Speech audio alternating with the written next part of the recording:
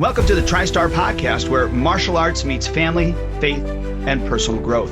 Join Professor Brumitt and Professor Beane as they share stories from the mat, lessons from life, and tools to help you and your family live like black belts on and off the mat. It's time to train the body, sharpen the mind, and strengthen the spirit right here on the TriStar Podcast. We live in a world that rewards comfort, but greatness only grows through discipline.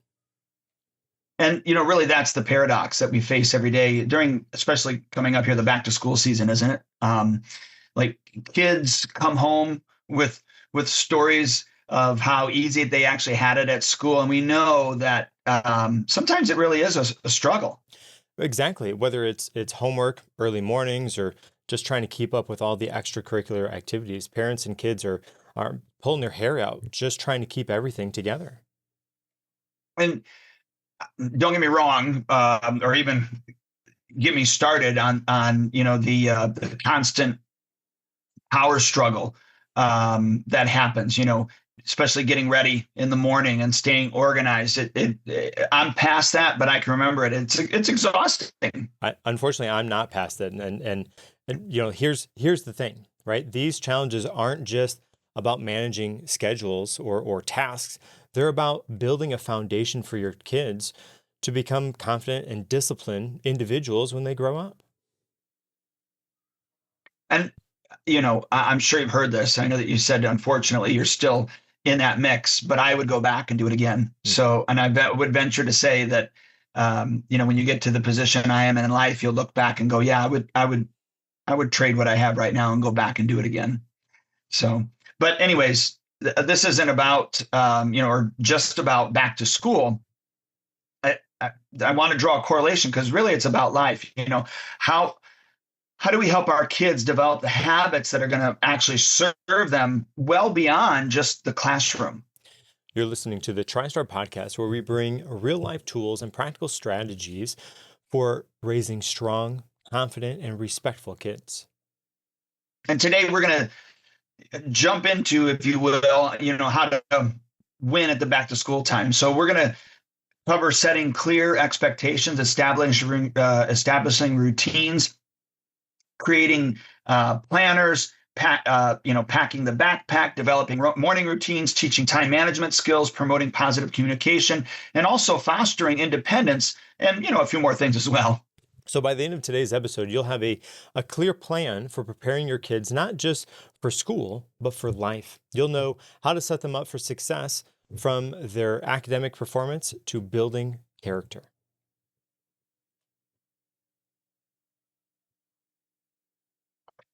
So, whether you're just looking for fresh ideas, join us as we break down these I think they are essential steps, and allow us to show you how to apply them practically to the situation that's coming up here in your life. So get ready to turn the page into the back to school, chaos, if you will, into something that we would call a smooth operation. All right, so let's get to the first big topic of the episode, which is setting clear expectations for the school year. And I think this is a game changer, especially when it comes to reducing conflict at homes, and I think really preparing your kids, not just physically, but mentally, for that school year. Absolutely. And that's the key, right? So those clear expectations can actually make all the difference. It's laying down the rules, if you will, or the guardrails, of the game before you start playing the game. So, for example, if you, let's say that we're talking about homework time. And you might decide that, after dinner, until 7 is homework or study time. And there's no distractions, no TV, no video games, nothing but focusing on the schoolwork. Exactly. And, that's not just about academics or schoolwork. It can extend to other areas too, like bedtime or chores. If you set a consistent bedtime of 9 p.m., you want to make sure that everybody in your family knows it. And that consistency is going to be the thing that's going to help to create a routine that makes it predictable for all of the kids. Yeah. And look, not only knows the routine, but also follows it, right? Yes. So let me give you an example of an experience that we had. So one of our students was struggling getting up in the morning for school. And, some of you family members might be, or parents that have your kids at the studio, may not realize that we do way more than kicking and punching and character building, because we have these tough conversations. Anyways, we sat down with the family, and we actually created these clear expectations around this child's morning routine. And so he knew that he had to be up by 6.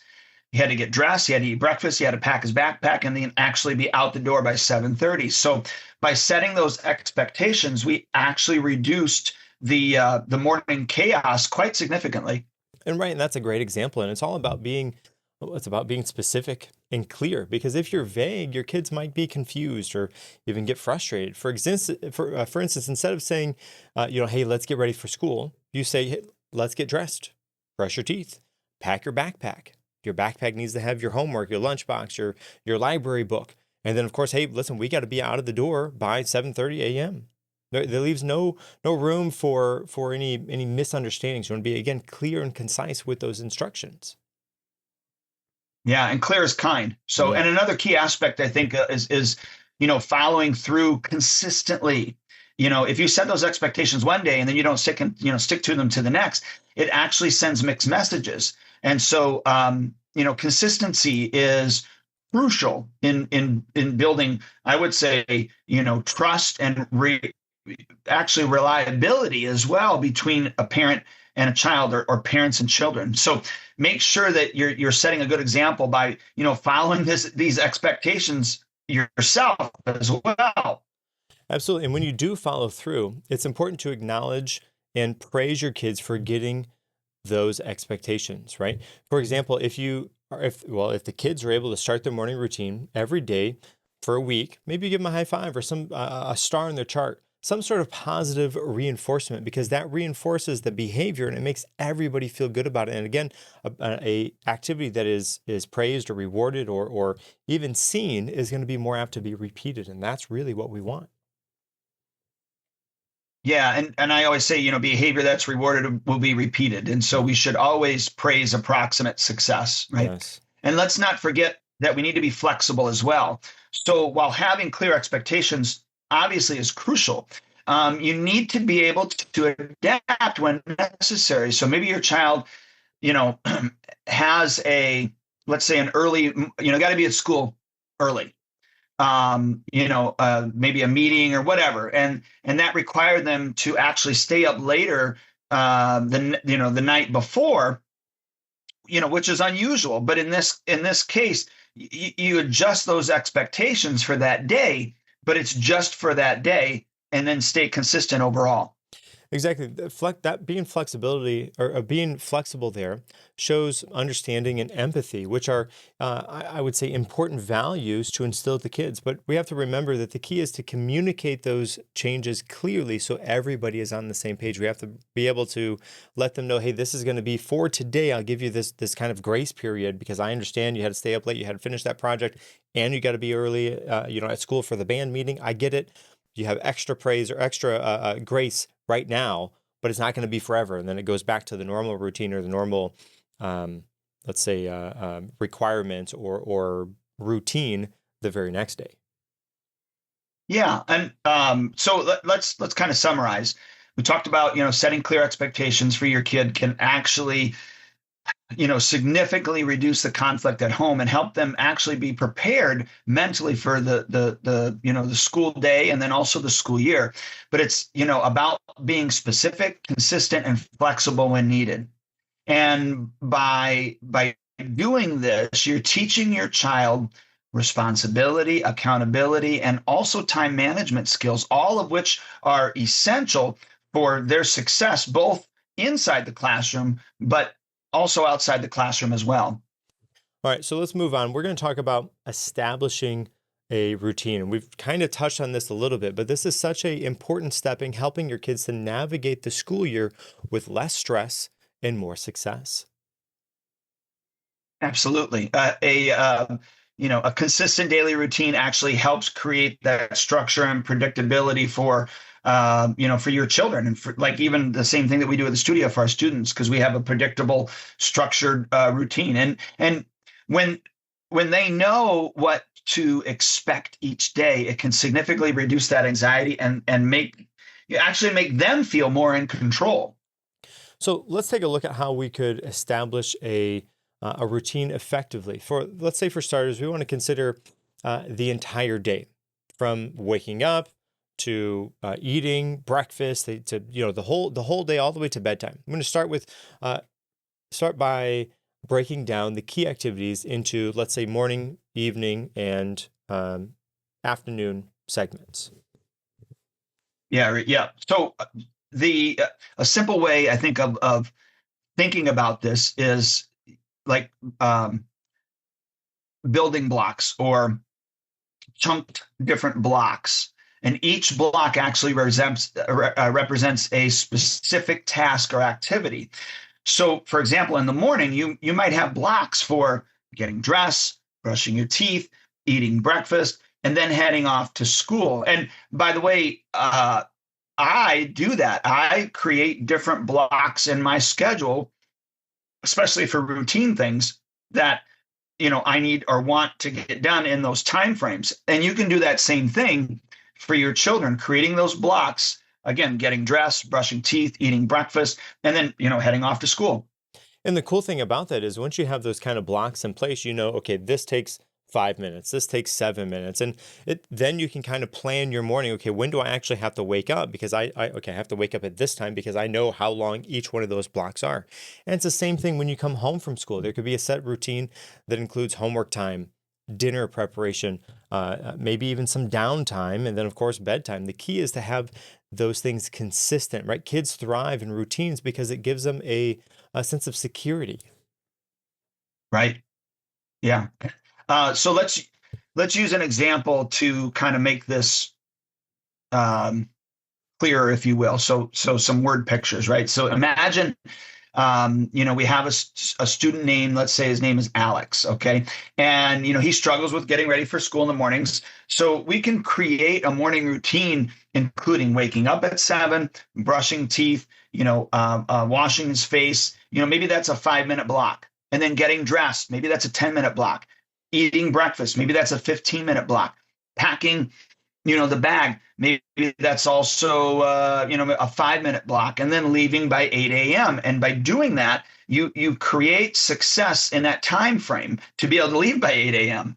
And hey, listen, that's a great start, because then Alex's parents can help him set those small reminders, or even use an alarm to signal when it's time to move to the next thing, right? And this way, he starts the day feeling prepared. He's not stressed about, what he has to do, if he has everything packed or not, or if he might be late or not, because he has everything down to, almost a science.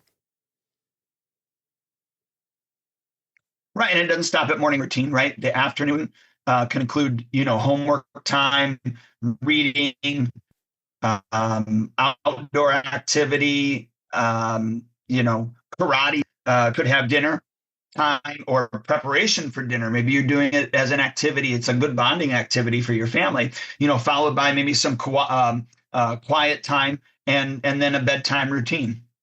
That's right. By creating those routines, you're not only helping the kids manage their time more effectively, but you're also teaching them some valuable life skills about organization and responsibility. And parents, let's not, forget the fact that, it's going to take a few weeks to actually get everyone, used to this new routine. So be patient, be consistent, and, gradually adjust as needed based upon what works best for your family. Exactly. Again, the key step here is to communicate and be open about these things with your kids, about any challenges or adjustments, right? That way they can feel involved in the process, and then they're more likely to stick to that routine because they had some feedback, they have some buy-in on that.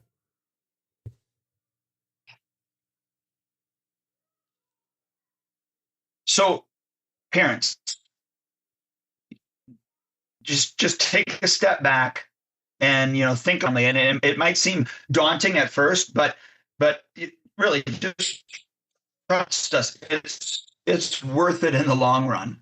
And remember, this is all part of our mission to build disciplined, confident individuals through practical truth and intentional growth. By establishing a routine, it's going to help to set your kids up for success, not just now, but throughout their lives.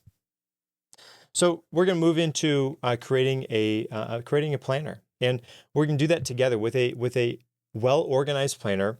That can be the backbone of your child's success for this school year. It helps them to keep track of their schedule, manage time effectively, and avoid any last-minute stress. Absolutely. And, I have, seen firsthand how a simple daily or weekly planner can actually transform a chaotic day into a more manageable one, but the question is, where do you start? Well, that's what we're going to talk about now. I'd say first grab some paper or some sort of digital tool like your favorite calendar app. You want something that is easy to access and easy to update. For younger kids, a simple notebook might work great for them. Older kids, maybe it's a digital planner would be easier for them to manage. Yep. And what I guess the next question then would be, since we're breaking this down, is, what should actually go in that planner? And listen, that's a great question. Let's break that down step by step. First, we want to include all school events and deadlines. This means not just homework, but a project due date, a test, any field trips that might happen. You want to make sure that these are written down clearly so that they stand out. Exactly. So for example, let's say that we're, setting up a planner for this week. And, we'd write down today's date, then list all the important events, like maybe, I don't know, Wednesday or Friday's spelling test or the science fair project when it's due, those type of things. Right. And of course, we don't want to forget about any extracurricular activities. You want to make sure you have karate on your schedule as well. If your kid has that on Monday afternoons, you want to make sure you have that on there, or Thursday night. Those should be noted on the calendar as well. Again, that way everybody knows what's going on. So, okay. So, let's keep moving forward with this. We've got the school events and, activities inside of that planner. What else do you suggest? Well, I say next, we want to add some personal goals. This would be something like maybe it's reading for 30 minutes a day, or practicing your martial arts for 25 minutes a day, or even studying for 45 minutes before dinner.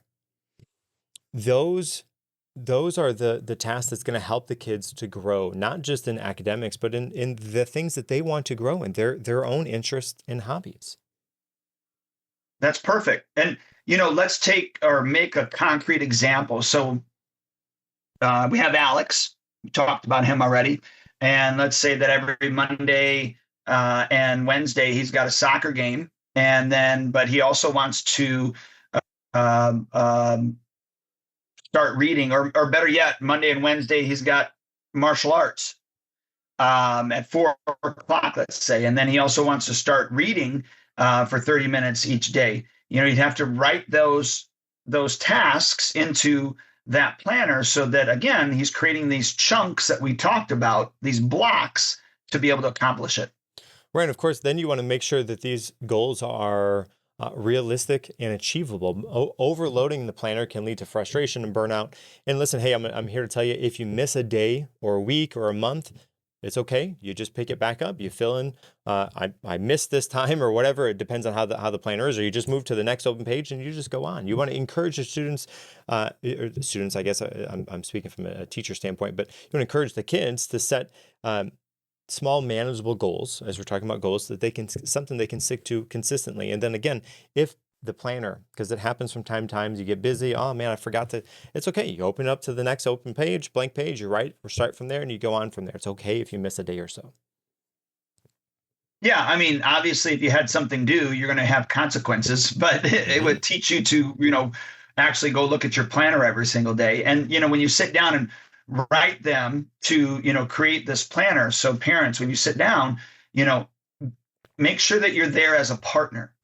Help them prioritize the task, make sure that everything is where it needs to be. And it really aligns with their overall schedule as well. Right. I think once that planner is set up, you want to review it together, maybe at the end of every day. At least once a week. That's going to help to make sure everybody's on track and ensures there's no important deadlines that would be slipped or even unnoticed. And remember to adjust as needed. Life changes and so do plans. So like we talked about before, being flexible and willing to make adjustments can really help maintain the planner's effectiveness over time, because you're utilizing this to create skills in your child. Absolutely. And of course, by having that planner that you create together, you're teaching your child some valuable organization skills that will benefit them again beyond just the school year. It's about building those habits Yes, that will lead to success in all areas of their life. that's right. So take time, because we're getting ready to the back to school season. Take time, sit down with your kids, help them get organized. And like we just said, a well planned planner can really be just a shift that they need for their back to school routine.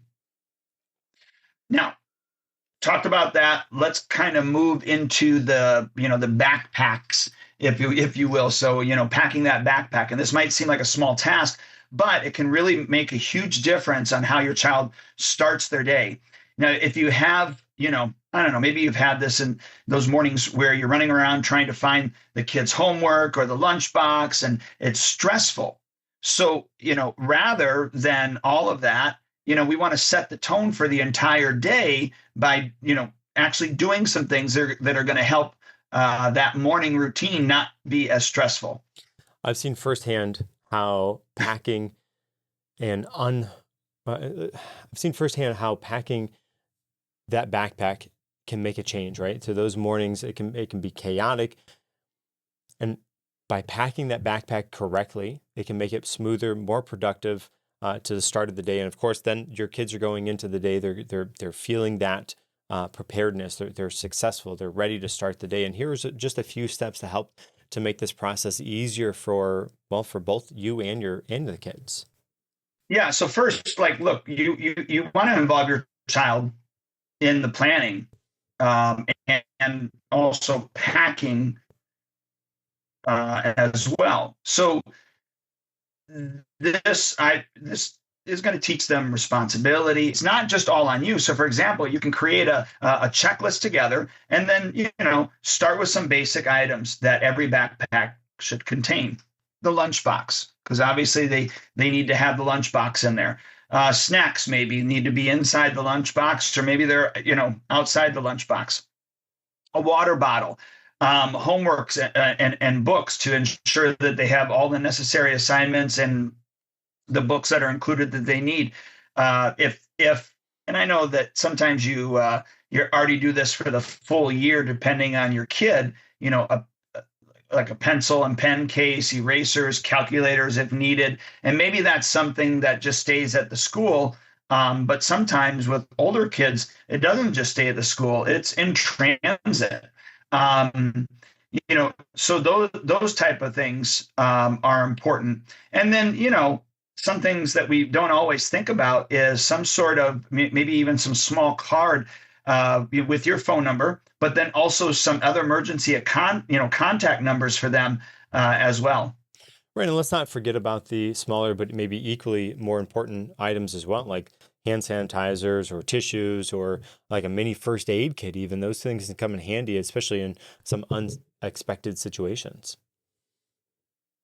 Yeah. And look, once you've got all those basics covered, it's time to organize them, systematically. So use the compartments or bags with the backpacks, to put them into different spaces and with different items. Keep everything tidy and easily accessible. Try to help them create a routine that this is the pouch in the backpack that always has X, and this is the pouch in the backpack that always has Y.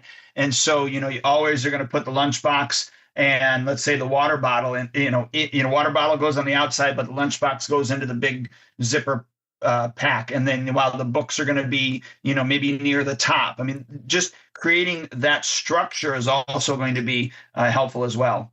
Another tip is to establish a routine for packing that backpack. a consistent morning or evening time can be easy to pack that, and makes it less stressful. Maybe every night after dinner, you and your child go through each of the items to the checklist together, right? That's a great way to reduce the scrambling that would otherwise happen in the morning. And then you and your kid both know exactly what's there and what's needed for the day. And look, don't forget to, check the backpack before school starts. So make sure that all the items are accounted for. Unless like to, Professor Beane's point, you did it all the night before, if not, then if the routine's in the morning, just make sure they're all accounted for, and that's also a good time for reminding them of any upcoming, projects or assignments that they have coming up, or they maybe even need extra attention on. Right. And of course, finally, let's consider adding some technology to use to your advantage. There are apps and tools designed specifically for organizing school supplies. Some parents even use a digital planner to keep track of what needs to be packed each day. It's all about finding a system that works best for you and your family, and of course, using that system. Yeah, and that's the key, right? Don't just use technology because it's there. If it's easier for you to use pen and paper, then do it, right? But by taking these steps, you definitely can ensure, I think, that your child starts their day off, their school day off, every school day off with everything that they need, reducing the stress in the morning, not just for them, but for you as well, and setting them up for success throughout the day, not to mention for life, because they're developing these skills. And remember, again, I say this over and over again, but consistency is the key. So the more that you practice this routine, the smoother that back to school mornings will become over time. Right. And it's all about building habits that lead to better outcomes, not just for your child, but for the entire family.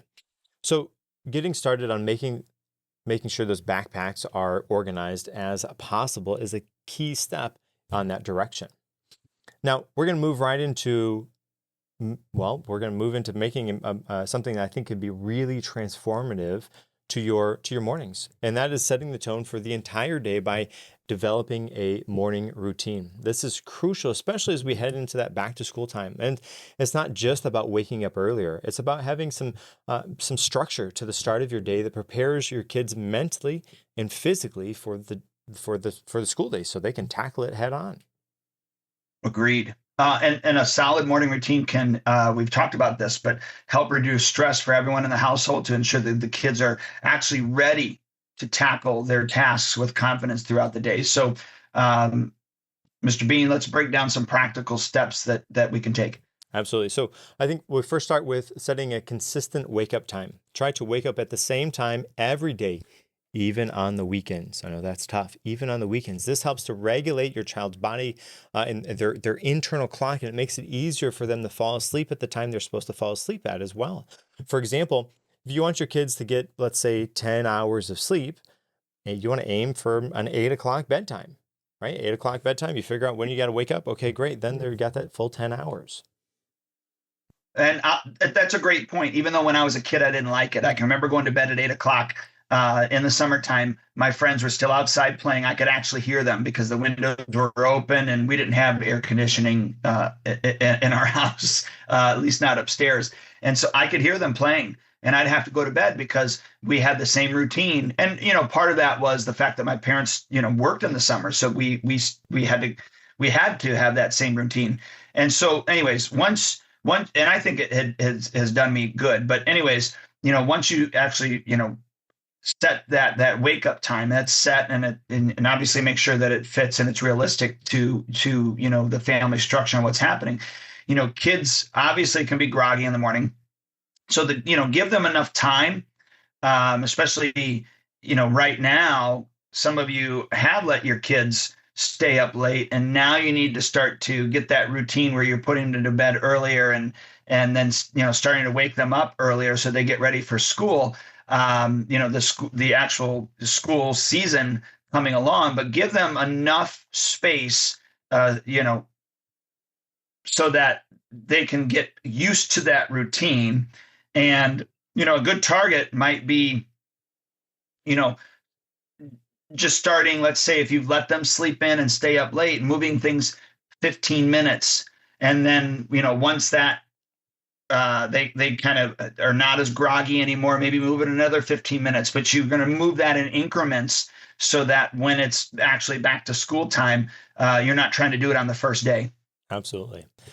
Now, as we're talking about this morning routine, let's do a little bit here about what should go into a morning routine. You want to think of creating the sequence of activities we talked about earlier about those blocks of time, right? And you want to make this both productive and enjoyable as well. And maybe you start the day with a morning a family stretch. So you big arms and stretch, and you wake everybody up and you tell them good morning. And these, it doesn't, you not have to like do a full exercise. You just want to make sure everybody's awake, their mind is prepared, and they're actually, up and out of bed. Because I can't tell you how many times, I'm sure you've been there as well. You wake your kids up and then you think they're up and getting ready, you go back and check on them and they're back asleep. And making sure they actually stand up and do some sort of like a morning something that you and your family do is a good way to make sure that happens.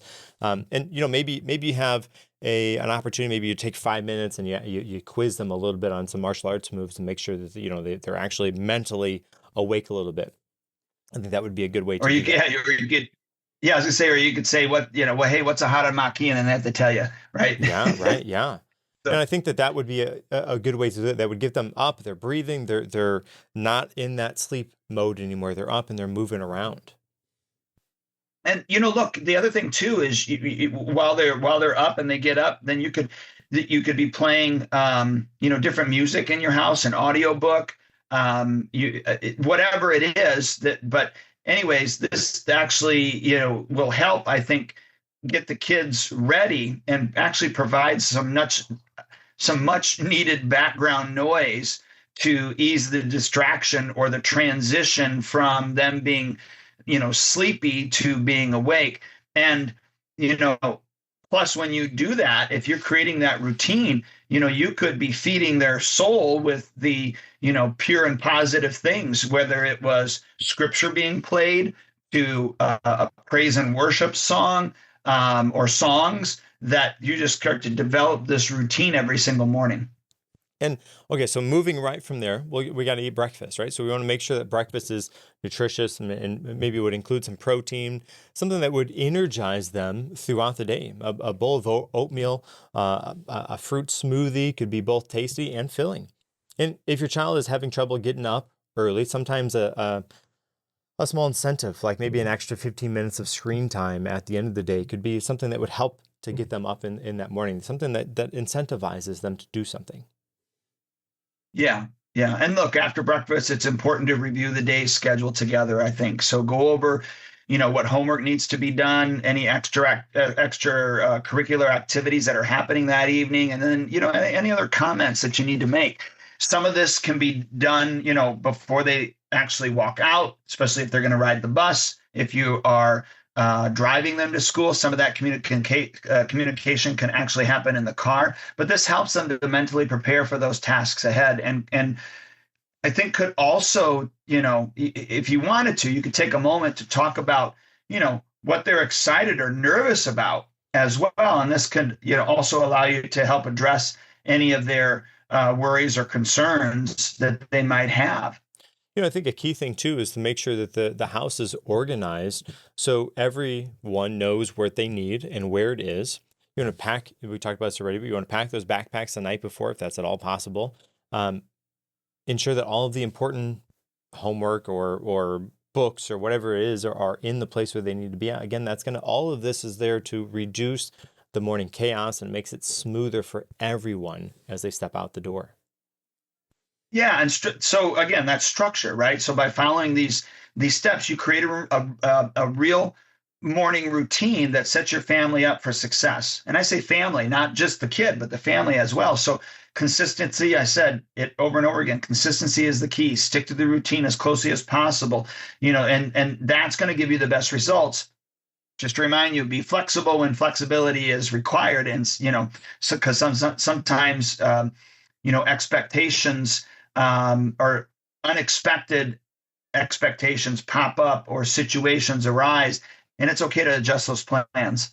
Right. And with a solid morning routine in place, you'll notice not only fewer conflicts, but also an increased confidence in your kids. They'll start to be able to begin their day with purpose and enthusiasm.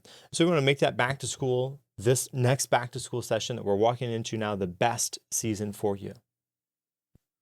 And okay, so we've talked about a few things so far. We're going to move right into, I think, a big one, especially right now, is time management skills. And I think that getting into the nitty gritty of teaching time management skills to our kids, effective time management skills isn't just about getting things done.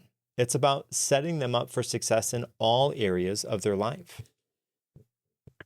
I couldn't agree more. I have a problem with the words time management because I think it's more action management. But for a child, I think it has to be called time management. But it all starts with the understanding that every moment matters. So, one way that we can, help break things down and get things accomplished is break larger assignments into smaller tasks, make them more manageable. So just like we time block, we make these, I'm going to give myself 5 minutes to wake up and then, 15 minutes to eat and 10 minutes to get dressed. Like those are time blocking skills. Do the same thing with these assignments that are large, break them into smaller, more manageable steps. So your child has a big project that's due next week, let's say. You can show them how to break those things down step by step so it's not overwhelming. Right, exactly. If you're, for instance, again, that project, if it's due in 5 days, you want to teach them to start by planning out their task for each day leading up to that deadline, right? That means that they need to identify what specific steps are required. Maybe they have to research, they have to draft an outline, writing the first draft, editing and revising those things. Those all have to be done. And so you lay those out so they can all be done in the time that they need to be. Right. And it's important to, introduce the concept of prioritizing, I think, early on. So for example, if your child has a test coming up in, let's say, 2 days, you can explain that, this task should take priority maybe over other tasks because it's more immediate. It's coming up. So obviously, if they're older and they're on their phones and social media, or even when they're younger watching TV, this is more important than doing those things. And we can teach them, how to actually rank their tasks based upon importance and also urgency. Right. Another key tool here is the use of timers. We talked about this already as it relates to those morning time blocks. But for some kids, breaking those times into smaller chunks can help to manage their workload better. And you can introduce the Pomodoro technique. And the Pomodoro technique is where you have a timer set for 25 minutes. You do the work for 25 minutes, and you take a 5-minute break. Yeah, an actual break. You get up, you do something that's not related to whatever that thing is.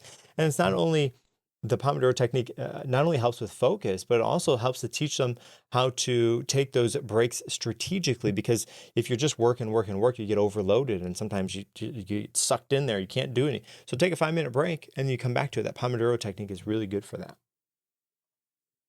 And I think that it teaches what I'm talking about, not only time management, but action management, meaning taking the action in the amount of time that you actually have. Does that make sense? It does, yes. So let's give an example. Let's say you have a child who's struggling with, staying on task. Like to your point, you can set a timer, and that timer goes off, every whatever it is. And so if it's a younger kid, maybe you're only doing the timer for 10 minutes, and then they get 5 minutes step away, and they get to do whatever they want for 5 minutes, but then they get back in and do it, the next 10 minutes. Every child is going to be different, depending on their age and their focus level. But coming up with, something is better than nothing. And it's much more effective than saying you're going to sit there until your homework is done. So during those breaks, though, like I said, they could do whatever they want, get a glass of water, do some jumping jacks, run around. I would stay away from screens for 5 minutes. I wouldn't do that. But heck, if they're in the martial arts, you could have them, practice their martial arts for 5 minutes. Right. And really, we have to keep in mind, too, the importance of tracking their progress. You can use a simple tool like a planner or some sort of digital calendar app, or even a star chart, something that would help to allow them to visualize how much time is left for each task and to keep them accountable. We've seen this work wonders at the studios where the students can track their practice sessions. They set their goals. They have those stripes that they're getting on their belt. Once they have all the stripes, then they know that the belt test is coming up. And if they have all the stripes, they know they're prepared for that belt test. Yeah, and look, it's also very crucial for us as parents to actually model these behaviors ourselves. So we as parents, if we're managing our time effectively, and they're going to see that prioritization. That's it, prioritization, and also breaking down tasks into smaller ones as a normal part of life. Mm-hmm. And you can, share examples from your own life, like how setting aside, specific times for, let's say, emails or phone calls or whatever it is. Maybe you go to the gym, or maybe your gym is at home. By doing those things, by time blocking, that actually sets up more free time and productive hours for yourself. Not to mention lowers stress as well. I'm just going to throw this in here real quick.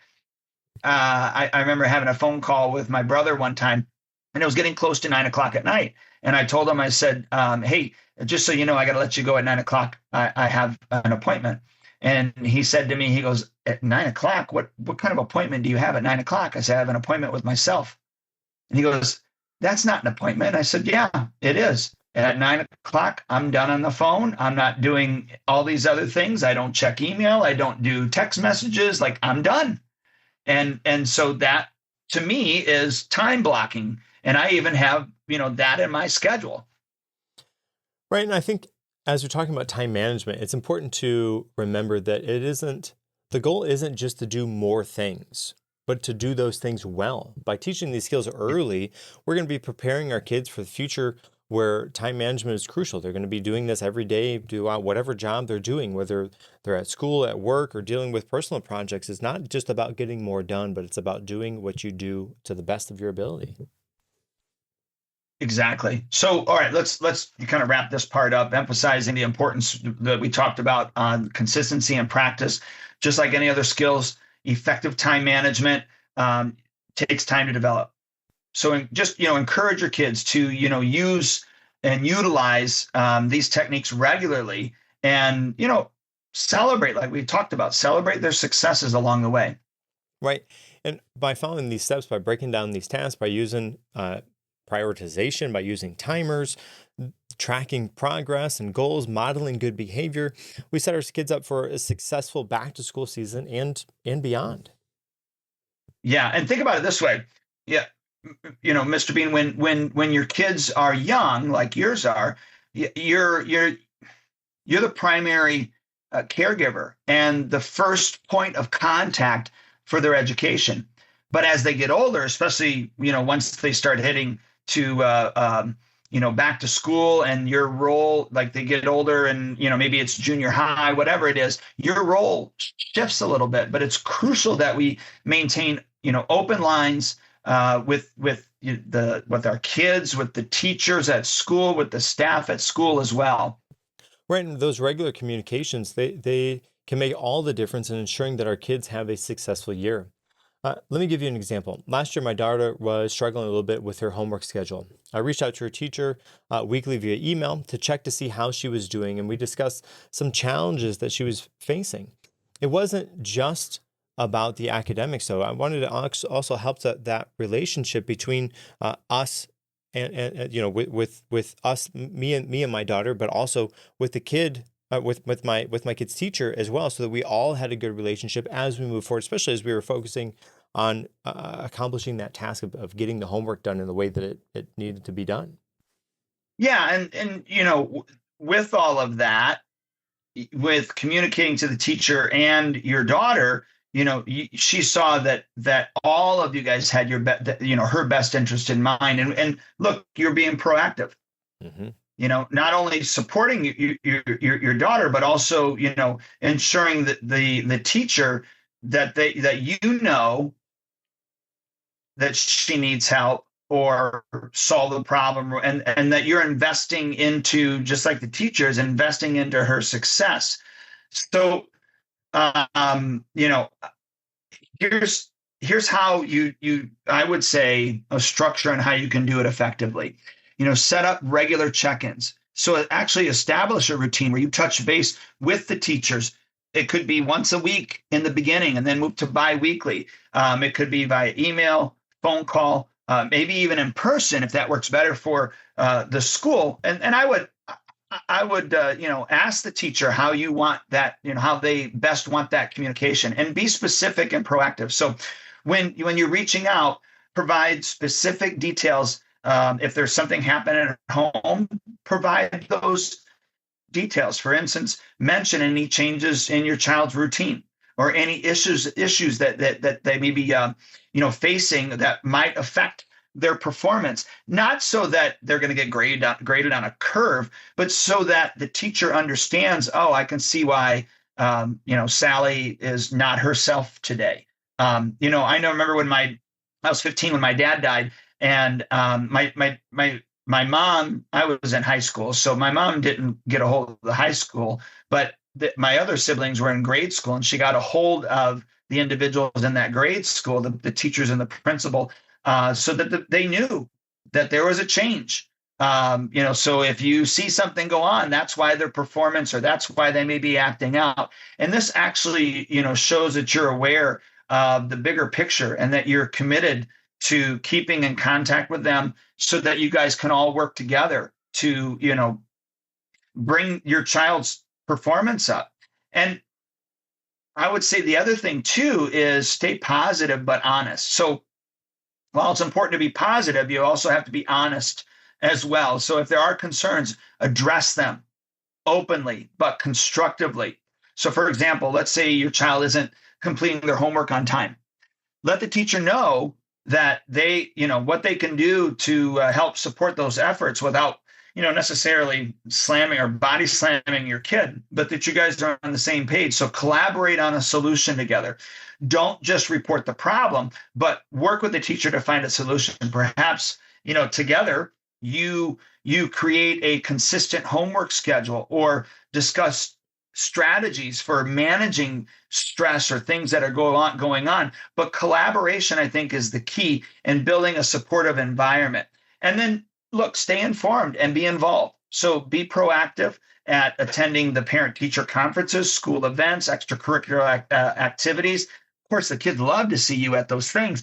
And the more that you're involved, the better equipped you'll be to support your child in that academic journey.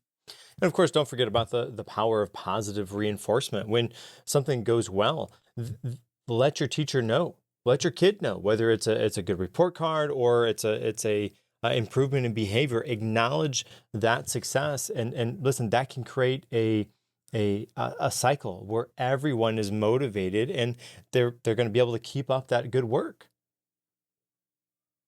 Exactly. And that's all about building trust and working together as partners in your child's education. So remember that your role isn't just to support your kid, but also to ensure that they actually have the tools and resources that are needed for them to succeed at school. And by promoting, I would say, positive communication, you're not only, helping them academically, but you're also fostering a sense of community and also I would say mutual respect as well. So let's move into some how to foster independence, right? And I think that how do we start to foster independence in our kids during back to school time? I think that's probably a pretty good question, right? Yeah, that's a great question. And one of the keys one of the key ways, if you will, is by giving them more responsibility for their actions, which sounds kind of weird to say that we're going to give them more, but it's true. So for example, if you're, let's say your kid's starting middle school or high school, it's a perfect opportunity to have them manage their schedule and homework on their own. Not that you're not going to check up, but have them manage it. Right. And let me give you an example. Okay. Last year, I started letting my daughter handle her weekly planner. We talked about the planner already. I started letting her do that. She had to write down her assignments, the due dates, and some extracurricular activities that she has going on. At first, it was a struggle because she wasn't used to being able to commit to that and doing that all and put it on paper. By the end of the year, she could manage her time better. She prioritized her tasks more effectively. And we all were able to help with the planning of that and get her kind of started on that to continue on that. And then we can use that as we're moving into, as we moved into the summer, rather, we were able to use those kind of planning skills that we had built up through the year to help to manage some planning things that we did over the summer. And then, of course, we can just keep, that's a kind of a sneaky way to keep those skills up over the summer so that they can be there when back to school time starts. Yeah, that's a fantastic example, and it really shows how, taking responsibility like that can build, I think, their that structure and their confidence in what they're able to do. And another way is to let them make small decisions. So, for instance, letting them choose which outfit that they want to wear to school, or deciding what time they'd like to start their homework can, really empower them. And of course, this is an older child. And of course, it's important to back off a little bit as well. Sometimes we might find ourselves nagging or reminding our kids about things that they should be doing on their own. It's crucial to give them some space to figure things out for themselves, even if that means mistakes happen along the way, because those mistakes are going to be great at teaching them what to do.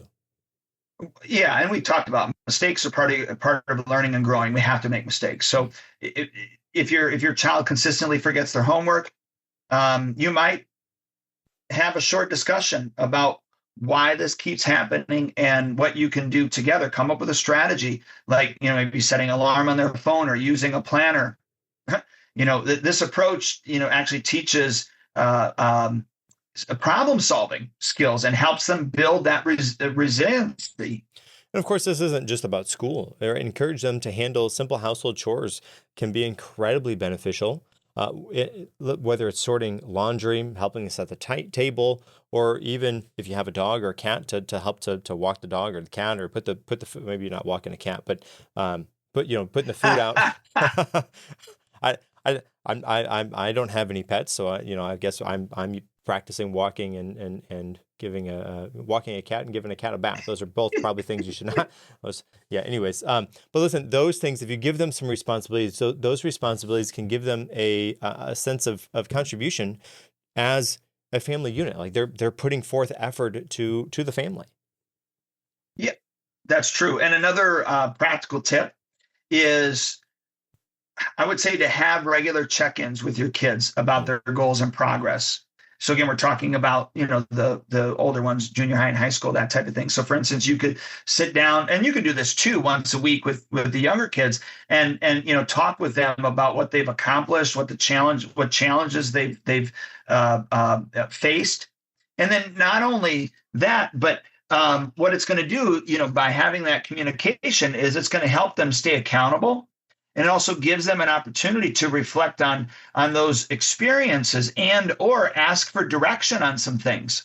Right. And of course, those conversations can be really encouraging for them as well. They get feedback that reinforces the idea that they are capable of handling tasks, which turns into a boosted self-esteem for them. Plus, it's a great way for you to bond with your kids and show that you support them navigating whatever those new responsibilities are.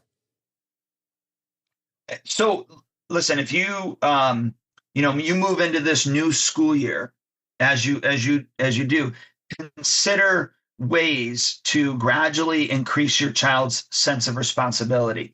It's not about micromanaging, but rather empowering them to take control and grow into a confident adult eventually. Right, and I think as we move into there, I think you can think of some ways to do that. Maybe that would even be outside the box. You can think of some ways to do this that would really challenge them, because your kids, the things that they're capable of, the things that they're not capable of, and maybe you can move them into ways that would help them to grow into being able to be confident individuals. And okay, so I think being able to model responsibility, something we kind of teased on early, but I think it's worth talking about. So we're going to talk about something I think it really is going to make the difference for your child's life. at home. And again, that's modeling the responsibility. Agreed. And modeling responsibility is not just about, teaching kids to be accountable. It's about showing them how to handle their lives with integrity and discipline every single day. And it starts with you as the parent. Right, exactly. Let's take a concrete example. Imagine your kid has an upcoming project due in school. Instead of just giving them the supplies that they need, make it a habit to sit down with them at the kitchen table and help them to set up that workspace, right? That way you're showing them the importance of having a dedicated space for work. Yeah, look, and don't stop there, because when it comes to the maybe to start, the project, go through each step, discussing, maybe details, breaking it down into different tasks, manageable sized parts. And this teaches your child how to prioritize and manage their time effectively, like we talked about before. And you might even set up reminders that we've talked about as well to, create a visual schedule that, you both can see, and now you're accountable, they're accountable to. And of course, listen, it's not just about the project itself. It's about handling unexpected setbacks. If there's a last minute change, if they run into some sort of difficulty, you can help them to be the example of how to stay calm and to find solutions. Maybe together you could brainstorm ways to solve that problem without getting frustrated. Yeah, and then I would say another key aspect of following through on those commitments is important, because whether it's finishing a task by the due date or keeping their promises, consistently showing up in your actions will teach your child that responsibility isn't just about doing something. It's about doing it well and doing it on time. It's kind of like that phrase I say: when a task is once begun, you leave it not until it's done, and be a matter great or small, you do it well or not at all. So if you say that you're going to do something, then you do it. And if you're going to do it, you might as well do it well. Yes. And of course, let's not forget about the importance of taking ownership for one's actions, right? For your own actions. If your kids make a mistake, or if something doesn't go as planned, discuss it openly, be constructive. Instead of trying to blame somebody else or making excuses, work together to find out what went wrong and maybe how you can prevent that from happening again in the future. And I would say, modeling responsibility isn't just about teaching kids. It's also about showing them that, you're a part of the solution. So when they see you handling your responsibilities with integrity, they're going to be more likely to do the same. Right. So the next time you're faced with a task or decision, think about how you can model responsibility. It might be as simple as setting up your workspace, or helping the kids to set up their workspace, breaking down some tasks, staying calm under pressure, and following through on your commitments. Those small actions will have a big impact on the kids. And, speaking of setting up workspace, right? Let's talk about that. So, setting up homework space that can really make a difference for your kids. It's not just about having a desk. It's about creating an environment where learning and focus can thrive. So a dedicated home workspace is, like, I would say, laying the foundation of success by starting, let's say, finding a quiet area in your home away from distraction like the TV or loud siblings even, is really an ideal spot that should be somewhere that is well lit and has, good airflow, but also that is visible, I would say, to the parent as well. For example, a corner of the room, even a desk in a less traffic part of the house can be wonderful. Make sure it's a consistent location where your kid always does their homework consistently. That's going to build the routine and the predictability, which is key for kids to grow and to know what to expect. And, quickly, let's kind of talk about, the setup itself. You want to make the space inviting, but also conducive to work. So invest. If you have to, invest into a good desk, that's the right height for your child so that they can, sit comfortably without slouching. Maybe it is the dinner table. I don't know. but you want to make it conducive to them. Right. And of course, lighting is crucial, right? A bright but maybe not glaring light would be to there to Yeah. help to reduce eye strain and makes studying more enjoyable to do. You might even consider adding a desk lamp to supplement any sort of natural light that's there or the lack thereof when the sun goes down. Yeah, and speaking of that, having the right supplies on hand can make a big difference. So, basic stationery, pens, pencils, erasers, whatever, highlighters, whatever they're going to need within their reach. A calendar, maybe, or a planner nearby is helpful, right?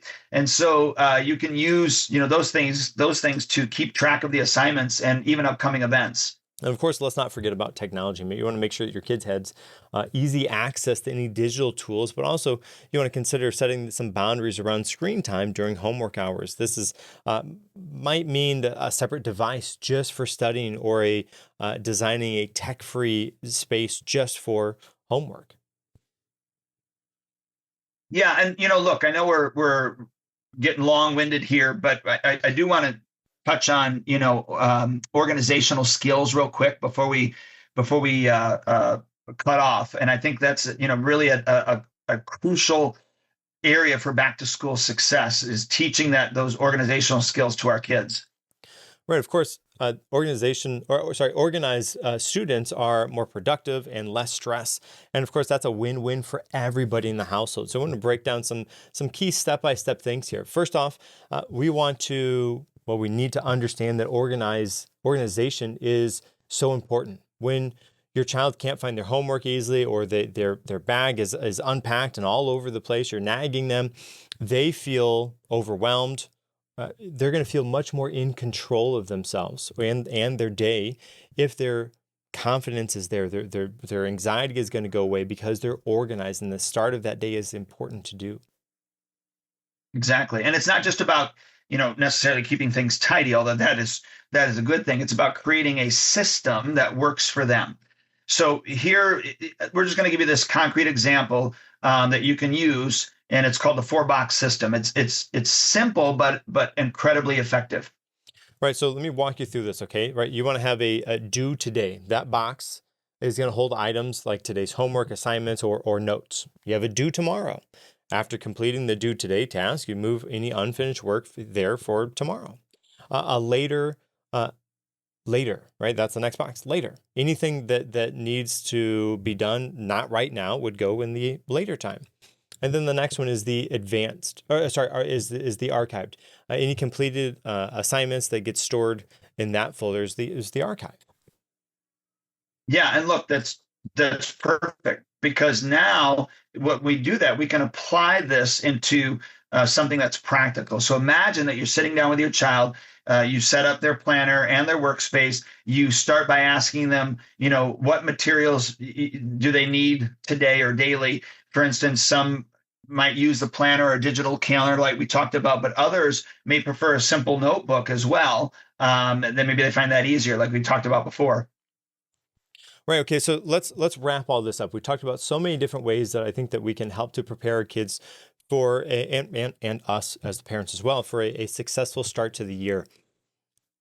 If there's anything that's on this list, the thing that we've touched on, I think the most frequently, is establishing a morning routine. Be consistent, be clear as you explain these things. And of course, give your kids some responsibilities for them to do, right? That setting up that beginning of the day is key and crucial to having the rest of the day go as smooth as possible. So if there's anything that you're going to take away from this episode, let it be that. Start with a defined and key morning routine. That's going to be the best thing for you, your family, and the kids as they step out for the day. Yeah, and just be reminded that you want to be consistent, but you also need to be flexible, if that makes sense. Yes, sir. Now, listen, hey, next week we got such a wonderful episode planned for you guys. So I want to make sure you guys come back next week so we can share that one with you. Thanks for joining the TriStar Podcast, where black belts begin at home. Connect with our community by visiting TriStarKarate.com. Follow us on social media and share this episode with a family who's ready to grow stronger together. Until next time, stay focused, stay faithful, and keep training like a champion.